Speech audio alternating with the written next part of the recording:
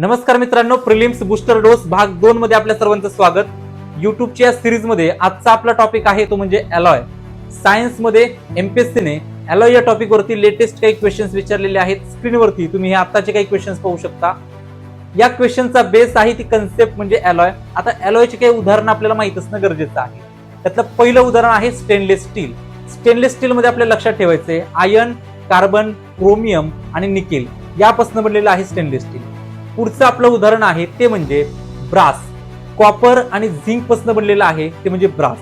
नंतरचं आहे bronze. Copper आणि टीन पासून बनलेलं आहे ते म्हणजे ब्रॉन्झ। पुढचं उदाहरण येतं गन मेटल। गन मेटल मध्ये लक्षात ठेवायचं कॉपर, टीन आणि झिंक। आणि शेवटचं आपलं आजचं उदाहरण आहे ते म्हणजे जर्मन सिल्वर। जर्मन सिल्वर मध्ये आपण लक्षात ठेवतो कॉपर, झिंक आणि निकेल। तर ही सगळी उदाहरणं आहेत आपल्या अलॉय कन्सेप्टची। अशा अनेक माहितीपूर्ण व्हिडिओसाठी